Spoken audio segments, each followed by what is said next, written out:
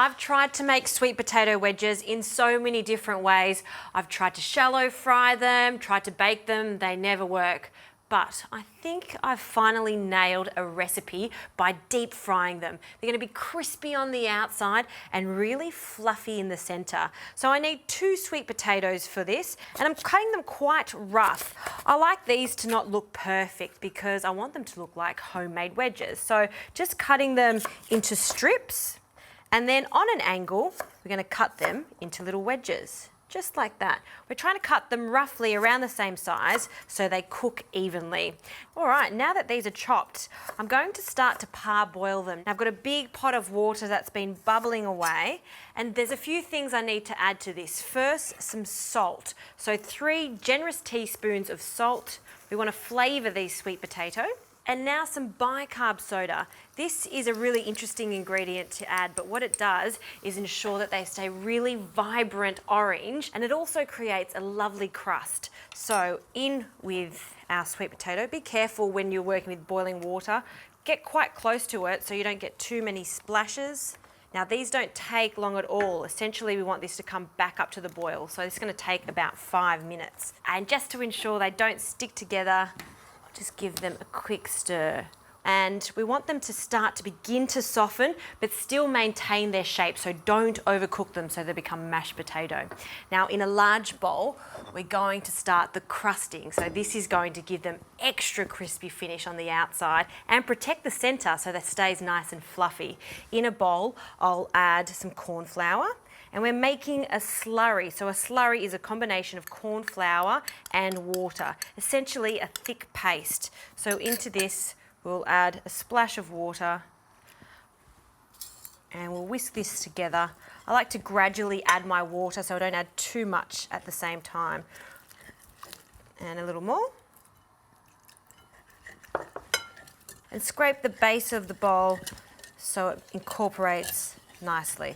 So now we'll just wait for these to finish cooking. Then I'm going to strain them and just dry them on some paper toweling before we add them to our slurry.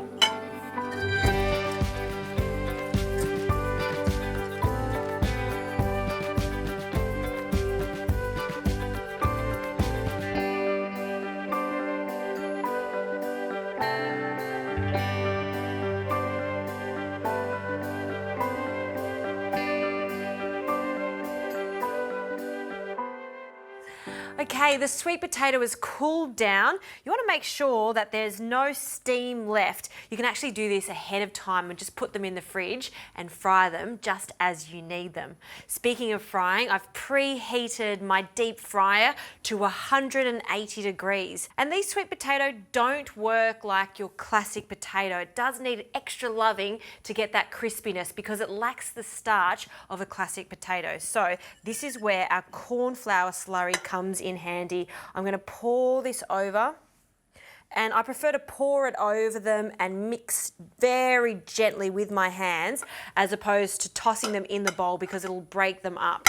It's okay if some of them break up, but ideally we still want most of them to stay in that wedge-like shape. So carefully fold them into that corn flour mixture, but just take your time doing it. Fold them with some love. Right, now we're ready to start frying these. So I have my frying basket, and this is quite a large fryer, so I only need to do this in 2 batches.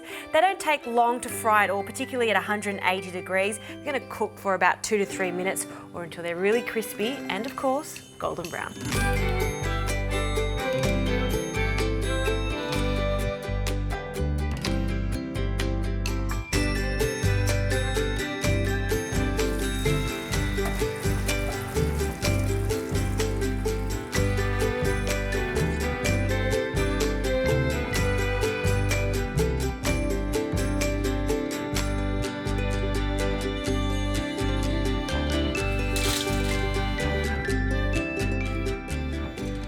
Now my second batch of sweet potato wedges are in the oil. They're almost ready, which gives me just enough time to get a sauce ready. Now you can't have wedges without some sour cream and sweet chili sauce. I love that combination. So I like to add a generous dollop of sour cream to a separate bowl, spread it out.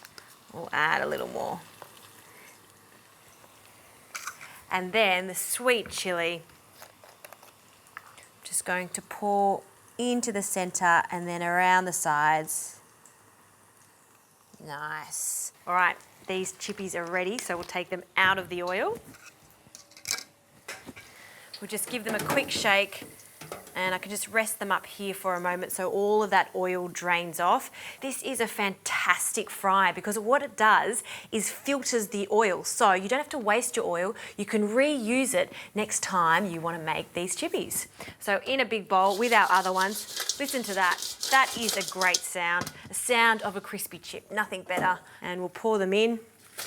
Now we did season the water when we were boiling the sweet potato, but you always need a little extra salt when they come out of the fryer. So a pinch of sea salt flakes to finish that off. And I've chosen the biggest bowl I could find. Why not? Because I love tossing crispy chippies, just so they're all coated. How good's that sound? Yum-o. So we'll grab the chippies, place them onto our plate, a nice, big, generous mound of chippies. Oh, that is an absolute treat. Homemade sweet potato chips. They don't work that well when you shallow fry them or bake them in the oven. This is the best way, and the only way to eat them is with lots of sauce. Dip it in. Crispy on the outside, super creamy and sweet in the center. That is a perfect sweet potato wedge. Yum.